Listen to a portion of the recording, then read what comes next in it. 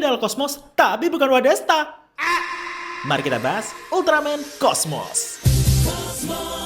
Ini semua berawal dari Cosmos, sang raksasa cahaya yang sedang sekarat karena habis ngejar alien Balta. Lalu, dia diselamatkan oleh anak kecil yang bernama Haruno Musashi. Dan singkat cerita, waktu Musashi telah beranjak dewasa, Musashi bekerja di Pulau Kaburaya. Dan kerjanya dia tuh lebih ke merawat monster-monster jinak gitu loh, karena dia emang passionate di bidang itu. Tapi pada akhirnya, monster yang dirawat Musashi itu terkena virus yang bernama virus Chaos Heider.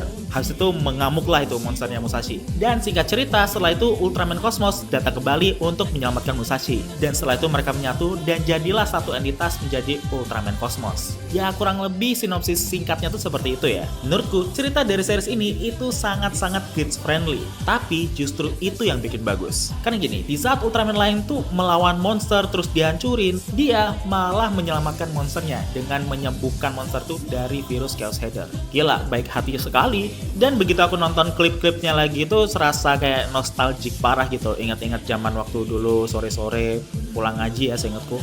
Terus nonton Ultraman Cosmos, wow itu sangat nostalgic parah. Nah jadi gimana, kalian suka nggak sama Ultraman ini? Atau pengen bahas Ultraman yang lain? Silahkan komen di bawah.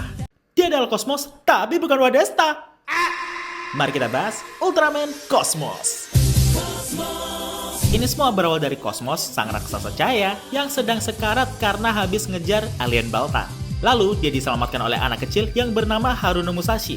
Dan singkat cerita, waktu Musashi telah beranjak dewasa, Musashi bekerja di Pulau Kaburaya. Dan kerjanya dia tuh lebih ke merawat monster-monster jinak gitu loh, karena dia emang passionate di bidang itu. Tapi pada akhirnya, monster yang dirawat Musashi itu terkena virus yang bernama virus Chaos Heider. Habis itu mengamuklah itu monsternya Musashi. Dan singkat cerita, setelah itu Ultraman Cosmos datang kembali untuk menyelamatkan Musashi. Dan setelah itu mereka menyatu dan jadilah satu entitas menjadi Ultraman Cosmos. Ya kurang lebih sinopsis singkatnya tuh seperti itu ya. Menurutku cerita dari series ini itu sangat-sangat kids friendly. Tapi justru itu yang bikin bagus. Karena gini, di saat Ultraman lain tuh melawan monster terus dihancurin, dia malah menyelamatkan monsternya dengan menyembuhkan monster tuh dari virus Chaos Heider. Gila, baik hati sekali. Dan begitu aku nonton klip-klipnya lagi tuh serasa kayak nostalgic parah gitu. Ingat-ingat zaman waktu dulu sore-sore pulang ngaji ya seingatku.